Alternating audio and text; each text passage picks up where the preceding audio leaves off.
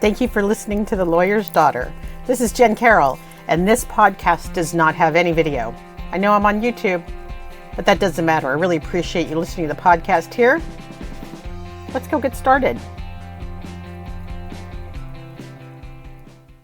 Hello, my friends. It's August 29th, day 69. Can you believe it?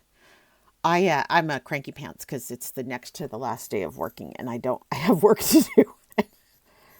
I think you can understand how badly I don't want to do it. There's nothing worse than knowing your contract's ending and you're just going to be poor on Monday. Oh, anyway, that's not where we're here. We're here to talk about democracy. We're here to talk about this election. We're here to talk about kicking butt. And so yesterday, since we talked about Project 2025, I was thinking a lot about norms. And the thing is, I was thinking about, and I know people, Jen, stop talking about norms. They're so abstract. But the thing is, they're kind of the most basic. They're like the fundamental ingredients. Like, they say humans are such percent water. I feel like a democracy, our America is such percent our citizens, and our citizens really understanding where they live and why it's really important to be involved, and why really looking at the candidates and what they say and what they do as two different things. Remember my whole thing about past behavior predicts future behavior. That's not 100%, but it is a general guideline that's going to save your butt 80% of the time. There's always going to be people who can actually manifest changing their behavior, but they work hard to do that. Anybody who changes behavior has worked hard. And so I don't see Trump working that hard on changing his behavior. And we're going to open with that. So after coming out of 2025, the yesterday's podcast, which I know is a little long, but it was so interesting to me, is I wanted to look at what is it we can do to protect our norms? What are the things we can do? Obviously, voting is one, but the other is really understanding where they're threatened, right? So we talked about norms early on in this podcast, but that was really generic. That was when I was trying to just introduce the concept to everybody, because one of the things that was huge when Trump became president, even when he was running, is that he was just breaking norms. And again, I am a rabble rouser. I am an anarchist, and I am a risk taker. And when I say anarchist, I just mean in my personal world. I tend to push people to try things. I'm a risk taker. I like to try big things.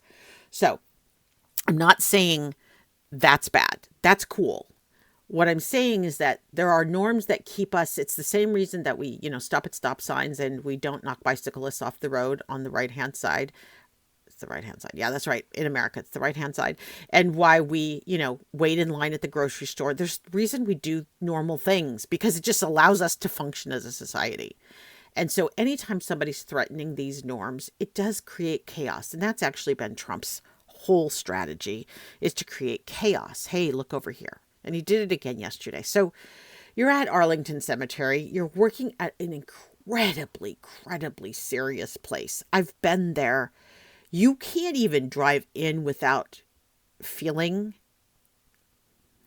It's more than respect. It's more than respect. It's like if you're tuned into your feelings, if you're tuned in, it's just kind of this immense heart connect. I had the same feeling when I went into the giant immigration hall on Ellis Island. It's a massive hall, and it's like you can feel the energy of those that have gone before. And I felt the same thing at Arlington, except with a bunch of reverence and kind of just a shared spirituality. It's hard, it's hard to put into words something that is in your body. It feels like something in your body. So one of the things, as you've heard, the cemetery does not allow photographs, especially in Section 60. I don't know what's special about Section 60. I didn't go look it up. I should go look it up. But I went and looked at pictures of Arlington, and generally, almost always, if you go look, the pictures are taken with either the headstones blurred out, and I'm using one of those pictures today for my blog, or it's from the backs, so you don't see the names, right? So they become more of it's the symbolism involved when you don't see the names. It's not about the individuals, it's about the aggregate. So, okay, so they have rules about, and then, so that's rules about photography. They even have more strict rules around using it as a campaign destination. And if you think about it, I just want to say the loudest in the world, duh. Arlington is not for campaigning. I don't think it, I don't even know. I know presidents use it when they're focusing on military honors and wanting us to respect the military and wanting us to make space for the sacrifice that our soldiers have made. So presidents do that, absolutely. But for a political activity, okay, anyway, during the visit, not only did they show up like who's the cousin on Christmas Lampoon Christmas? Is it Randy Quaid's character? I don't know his name. But that's what I feel like the Trump showed up at Arlington Cemetery, much like Randy Quaid shows up at Chevy Chase's house in National Lampoon Christmas Vacation. So there you go. It's just that much of a joke because while they were there, a woman was pushed aside by aides. And then they later went on to say she was having mental issues, which I think is so wonderful of them to go ahead and characterize her behavior as mental, considering the mental people were the other people there, not her. But this is important. The reason we're bringing this up is that he broke a norm. And despite the altercation, the employee's not going to press charges because she's afraid of Trump supporters and she's afraid of retribution, which is just ghastly. An Arlington National Cemetery employee, a person who goes to preserve the honor of our heroes every day, who works there with reverence and with commitment and probably with a hell of a lot of patriotism, is afraid to hold Trump's people accountable because she's afraid they're going to come get her. That's where we are, folks. That's just ridiculous. So this incident is a chilling reminder of what happens when norms and laws are broken and the dignity of sacred spaces is compromised. So in our everyday life, we might not think a lot about the rules that are keeping our democracy running. They're norms. They're supposed to be invisible invisible threads that hold our country together. We're not supposed to focus on them all the time. That's just weird. But here we are. But when these norms start to get broken, that's what starts to fray and unravel our democracy. So I'm going to take you through a few things where we can keep our focus. And what I'm going to give you is the norm, why it's important, what's happening in real time, and then where you can take some action. Super, super prescriptive today. This is about getting you involved. I just wanted to give you some more ways to get involved with our democracy. And maybe these aren't things you do today. Maybe there's something you do later. So the first is that protecting our elections. Bar none, this is the most important thing. We've got to protect our elections. And the reason it matters is because those are the rules of the game. If we lose faith in elections, we lose faith in the rules of the game, in our whole democracy. And if we aren't playing fair, and if fairness is not valued, and I don't mean cheating, our elections are safe. Chris Krebs, head of CISA, which is Cybersecurity something administration. But Chris Krebs has said our elections were totally safe and secure. The social media is not safe from foreign interference of propaganda, but the elections themselves are protected. And one of the ways that we Americans participate in this is through our poll workers. These dedicated, I included a quick article about a group in Michigan, but they play a crucial role in maintaining the integrity of our elections. And every time you volunteer to be a poll worker or do something that supports your election committee in your community, usually it's a county, you are kicking ass. It is one way to be a guardian of the democratic process. So you can, if you want to do this passively, because you can't work at a poll, there are a couple things you can join or subscribe to or go research. One is Democracy Docket, got a link in the blog. That's the Mark Elias group that is focused on voting rights litigation, or litigation is it. They're suing every time one of these gerrymandered Republican idiots decide to go after something stupid. The Elias group is there to stop them because it's anti-democracy.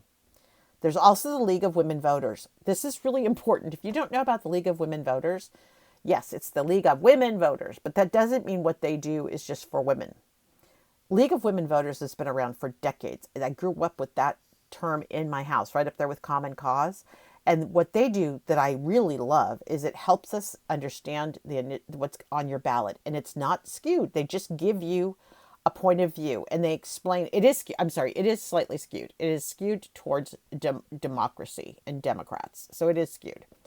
But it is generally driven to be nonpartisan. So it has a pro-democracy bent, but it's driven to be nonpartisan. And it's absolutely what I always would use in addition to my election handbook guide thing, the preview of your vote, of your voting, of your ballot. So look at League of Women Voters.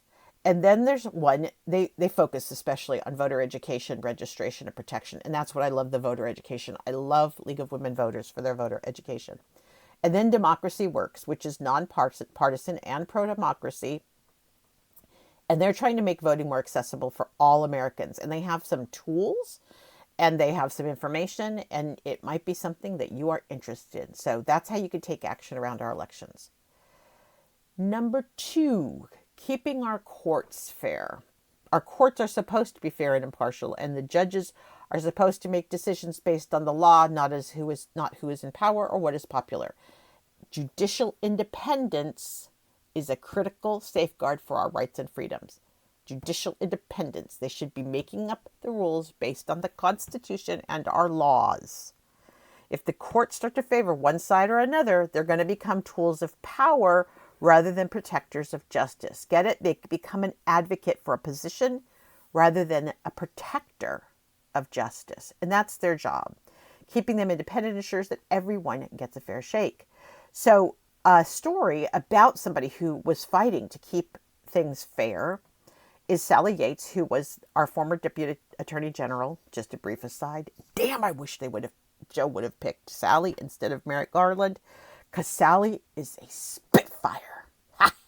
And I said spitfire without spitting all over my computer. How's that? But she demonstrated the importance of judicial independence when she refused to defend well, it's not judicial independence, but it was judicial independence because she wouldn't do what the president told her to do. And if you remember, the president is not supposed to tell the attorney general what to do. There should be a firewall there. Or no, a firewall is cybersecurity. I'm not going to call it a Chinese wall because that's a bad thing. There's supposed to be a division between the presidency and the Department of Justice. And Sally refused to defend an executive order that Trump gave that barred citizens of 7 Muslim-majority countries from entering the U.S. for 90 days. This is right when he came into office. And it also suspended the admission of all refugees for 120 days and indefinitely suspended the Syrian refugee program. She believed the order was unconstitutional. And what's interesting, she believed her actions were rooted in the commitment to the rule of law and the idea that this has to be, that, she shouldn't have political pressures. He fired her. Just so we are clear, the article in there, she ended up getting fired, but she did stand up to it to try to keep us to the rule of law. If you're really into law, like someone I know, there are groups like the American Constitution Society, which is pro-democracy, little Democrat leaning, and the Brennan Center for Justice. I happen to like that one a lot, nonpartisan, and they advocate for a fair and impartial judiciary. I do really like the Brennan Center. So those are 2 you can go, you can get on their email list, whatever you like to stay in touch with how we're working on the judiciary. Okay. In fighting for our norms, one of the things we need to be able to do is continue to have healthy debates and be able to talk to each other. And so a norm is that debate is healthy a sign of a healthy democracy, but it has to be healthy debate. So it's not this troll crap going on. It's the good stuff. It's the good stuff when somebody says, well, what about this idea? Well, what about that idea? Your idea has limits. My idea doesn't have the same limits. That's the fun part. We never have fun anymore. So when it comes to being able to talk to one another, I've been watching in real time the career of Miss Olivia Giuliana, who is out of Texas, and a prime example of how she started to how to maintain our norms. One woman, and actually she was a young woman, like I think she was still a teenager when I started following her. She might have been 17. So she's a political content creator, and then Matt Gaetz went after her. And he went after her in the way that was going to get me pissed because he went after her weight. Don't even go after a sister's weight. I'm going to come for you. People have gone after my weight my whole life. F all the way off. I do everything you do with twice the weight. Who's the pissant here? It's not me. Not me. I get through my whole day carrying way more weight than most of you people. So don't even blame fat people for being lazy or tired or whatever. We frickin' keep up, is what I'm saying. And we do it heavier than you. So, there. Olivia uses her platform. It just made me so mad when Matt Gaetz did that. Here's a 17-year-old kid, and this guy just comes in and just bombs her. But she ended up raising a ton of money off of that. So, that's how smart she was. She uses her platform to engage with her audience on critical issues, and she recently got asked to the Democratic National Convention as one of the content creators, and it was so fun to watch. But this is a case where one person from a working class background down in Texas has actually started to bubble up and get recognized. It's amazing. And I will tell you, it's not because Twitter helped. Oof. Okay, so if you're into this idea of conversations and trying to get our conversations back to healthy debates and normal conversations, there's two things. There's two groups you could join. One is called Braver Angels. It's nonpartisan. It's about how to talk to each other. And the other one is this thing called Living Room Conversations. I got to tell you, I'm going to go back and sniff around both of them because the goal there is to get people to unite across political divides and to create some respectful, constructive discussions.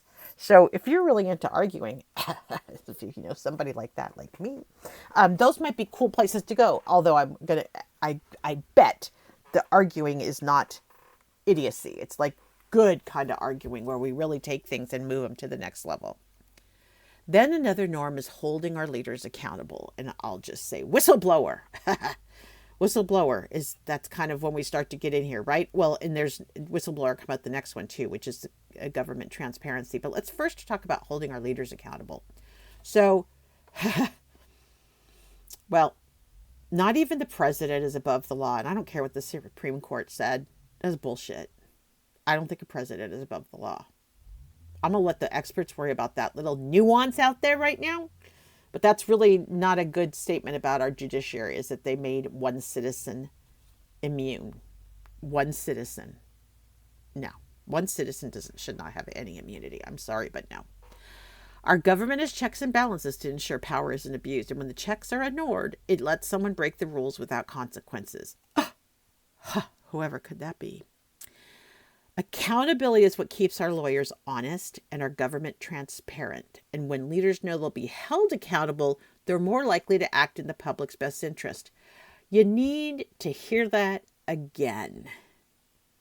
When leaders know they'll be held accountable, hey, what did you do? They're more likely to act in the public's best interest. This is a huge problem when you have a fourth estate like we do that's really been slipping up and is really backed by corporate interests who have an agenda. So I'm finding right now some of the best reporters are the ones that are independent. That's so unfair to them. It is so unfair that they've got to carve out a way to make a living just to do what they hold dear, which is accountability. And yet here we are. In the meantime, we have some leaders who are actually taking on accountability in a very serious way.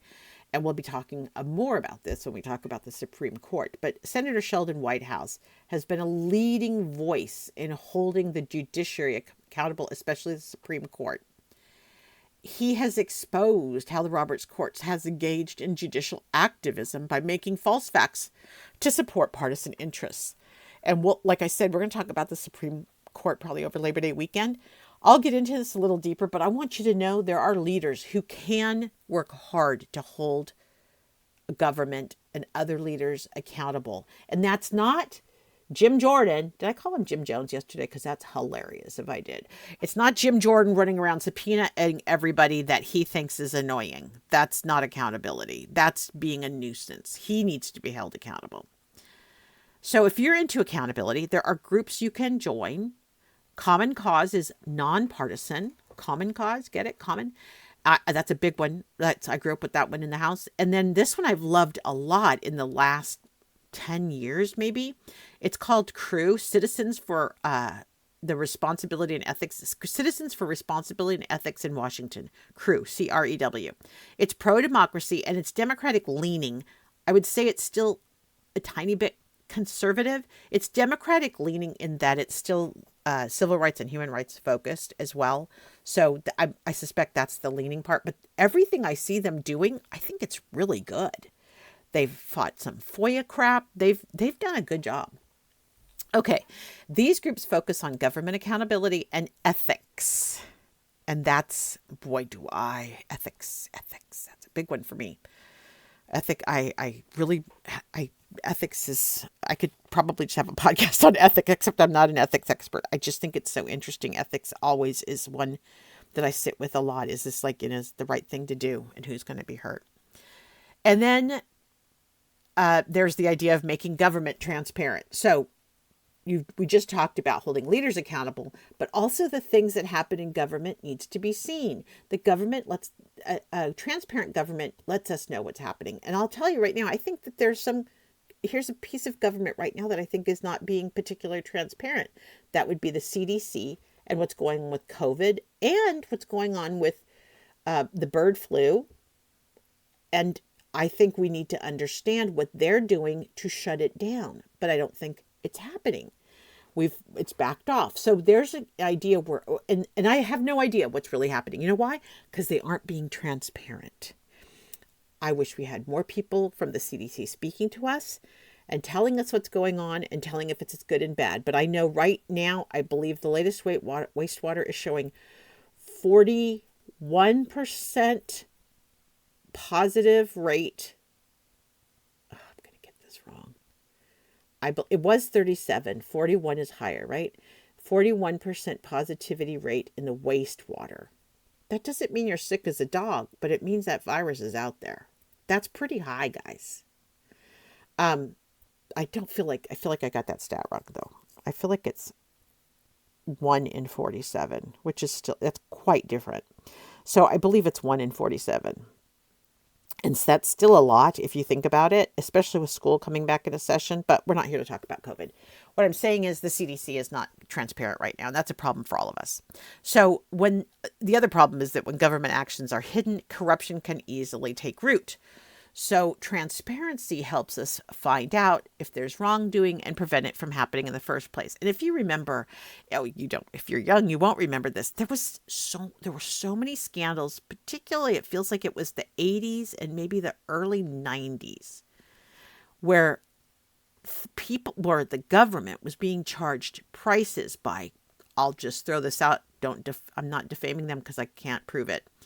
Companies like Halliburton were charging the DOD, Department of Defense, exorbitant prices for tiny things. Like, they talk about the $3,000 lug nut. That kind of crap was huge a few decades ago. It's probably huge now, honest to God. It's probably still a problem. I don't know how government workers are provided an incentive to identify and deal with costs, but that would be a different blog and a different podcast. So the good news is, I put this one in because this actually happened a while back. It was called the Digital Accountability and Transparency Act, but it was both parties got together and figured out how to get data aligned and make sure there was good reporting so we could understand how spending was working. Think about that. We didn't have a really good integrated, and this is always the problem for government. I find this all the time working in cybersecurity. Government cannot keep up technologically with what the private sector can do. So they're always kind of behind. Not to mention, I don't know what it takes to roll out technology within the government, but I do know that the cybersecurity requirements are legendary. And I wish I could say that a little bit more like How I Met Your Mother. But I think that when we're going to do an installation for cybersecurity, the hoops we have to jump through. And so these guys have to really be careful. Anytime they connect data, try to standardize across all agencies, the risk increases for cybersecurity. So I'm totally impressed they pulled this off. Totally impressed. If you want government transparency, if that's your jam, there's two things to look out for. One is the Project for Government Oversight. It's nonpartisan, so it's just directly looking at what's going on there without an agenda. And the Government Accountability Project, which is nonpartisan as well. And that one is all about protecting whistleblowers. If you think about it, that's really probably the biggest key for government transparency is people who will speak up when they see something, say something. And, in a work environment, that's just not a popular point of view. If you see something and say something, you're going to be probably updating your resume. So it's a little bit of intimidation when you are a whistleblower, a lot of intimidation, actually. So those are two that are going for government transparency. That's a norm we want. And then finally, we have this idea of respecting the rules. So let's make it full circle here. All right. There are unwritten rules about how leaders should behave. And norms may not be laws, but they're just as important. And leaders who respect norms set an excellent example for everyone else. I suppose that the opposite would also be true. Leaders who don't respect norms set a shitty example for everyone else. So the real-time example is it's so important to follow the rules because it's what keeps things functioning smoothly. And when leaders ignore them, it can lead to confusion and mistrust. So the Arlington Cemetary incident in real time is a perfect example of illustrating the dangers of disregarding the norms and laws. The person got hurt. The sanctity of a national site was exploited. Some people who were included in the photograph, some soldiers' graves that were included in the photography are upset today, and they don't want to be part of a Trump campaign commercial.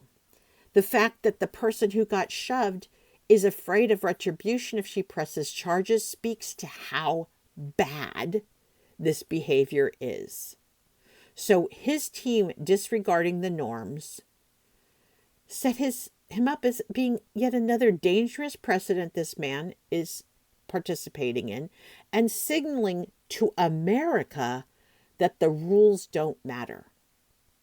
And by far, that is, in my humble opinion, since this man showed up at that frickin' escalator, that I just want to take back that moment in time, this man has never, ever signaled anything other than the rules don't matter. That's his jam.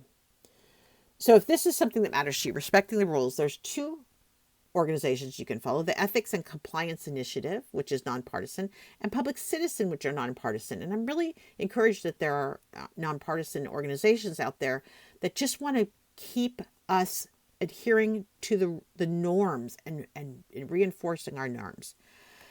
So it is our responsibility to stand up for what's right. Our democracy is held together by us. Like, we're the glue. And the norms and the laws are the things that we use to help fight the battle. And they might be invisible, but their strength lies in our collective respect and adherence to them. So if we don't support them, that's just another problem. It's another way we're tearing apart our country. Whether it's by protecting the integrity of our elections, ensuring our courts remain fair and impartial, fostering dialogue that's respectful, holding our leaders accountable, advocating for transparency and ethical behavior, everything we do matters. We can't take these norms for granted, and I'm hoping you'll take action as part of your campaign activities. And it could be something you resolve to do after the campaign. That's great, but just by working on the campaign, you are fighting for our norms. And I'm really glad to have you standing up and fighting for what's right. And I'm glad to be part of your team. I'll talk to you tomorrow. Thank you for listening. Bye, everybody. Let's go protect those norms. Norm! Thank you for listening to today's podcast. Make sure you subscribe and rate, and I'll be back with another episode really soon.